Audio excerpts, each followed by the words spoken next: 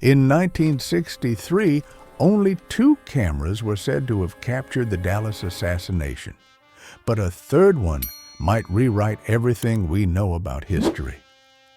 The year was 1963, the height of the Cold War. The world balanced on the edge of fear, nuclear tension, spy games, the promise of progress, and in America, one man stood at the center of it all, President John F. Kennedy. To some, he was the symbol of a brighter future. To others, a reckless dreamer too soft on the Soviets. Behind closed doors, intelligence agencies were fractured. Trust was thin, and every handshake carried suspicion. Dallas was supposed to be a simple campaign stop, a chance to meet the people, to wave, to smile, to remind the nation that everything was under control. But that day, everything would change. November 22, 1963. The air was warm, 72 degrees. A gentle breeze brushed through the flags lining Elm Street. Children waved tiny American flags. Women wore their brightest dresses. Men stood proudly with hats in hand. For a moment, America felt united, laughing, cheering, alive. And in the middle of that moment, one camera was quietly rolling. Robert Hale was 28 years old, born and raised in Texas.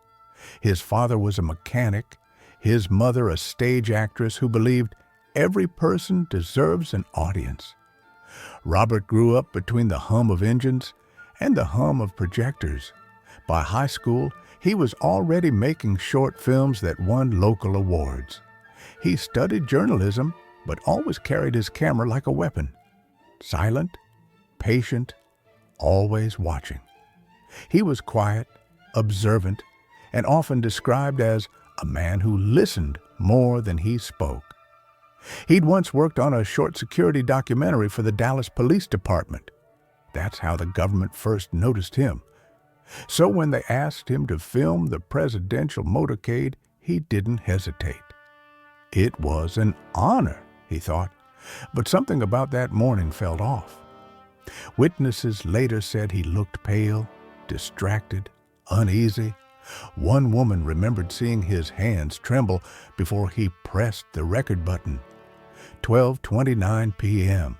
The motorcade turned onto Elm Street. The Texas sun gleamed off the chrome of the presidential limousine. The crowd erupted.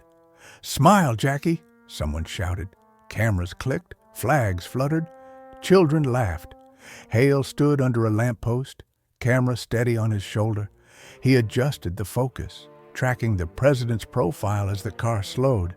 Then, 3 gunshots, screams, chaos, the sound of footsteps scattering. But Hale didn't move. His film kept rolling. He captured what others didn't even have time to see.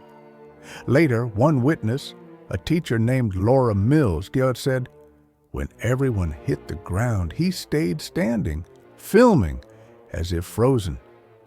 A cab driver, Earl Jennings, later claimed he saw Hale after the shots were fired.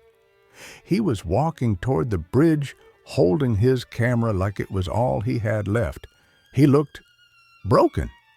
That footage was never seen again. Official records mention only 2 films, Zapruder and Nix. But inside FBI archives there was a third entry, file number TXDL/63-47. Description: unverified third angle, visual anomaly present. No one paid attention to that note, not for years, until Hale's wife came forward in 1964. "Robert left to deliver the film to Washington," she said. "He never came back." In 1971, a motel maid in New Mexico found a film canister in a room registered under Hale's name. It was labeled, "Do not develop." That reel remains sealed to this day. In 1983, CIA archivist Ruth Calder discovered a folder titled Project Halcyon. The file dated back to 1959, Officially, it was listed as a behavioral pattern analysis program. Unofficially, it dealt with image manipulation and visual data distortion experiments. Inside were 3 pages, each stamped, Dallas footage retained for pattern analysis. In one image, Kennedy's car reflected a human-like silhouette on the glass, a figure standing where no one should have been. Beneath it, visual signature matches pattern 47B, classified non-human reflection. The next day, Ruth Calder was suspended. 2 weeks later, her car was found submerged in the Potomac River.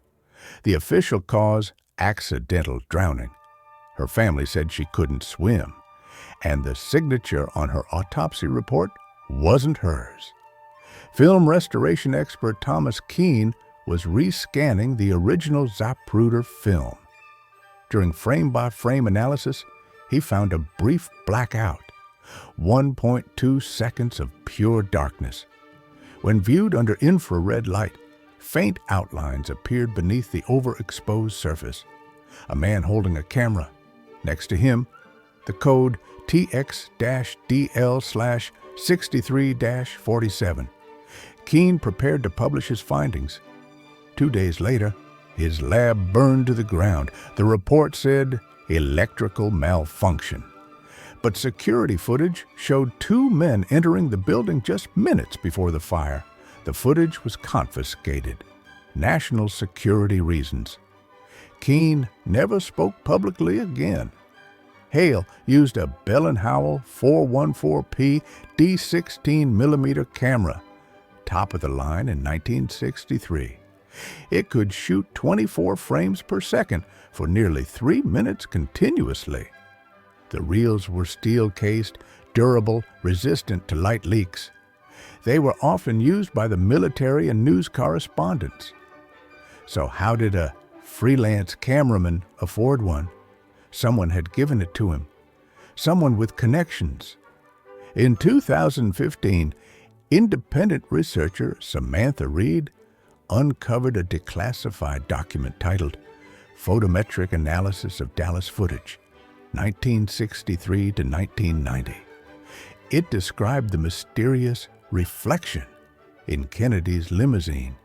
Spectral scans showed light frequencies that didn't match human skin. 2 distinct energy waves appeared, meaning the footage recorded 2 realities simultaneously. The report ended with this line: experiment correlated with Defense Advanced Research Project's early photonic pattern test. DARPA had been experimenting with visual light encoding since the late 1950s. But the technology wasn't publicly developed until the 1980s.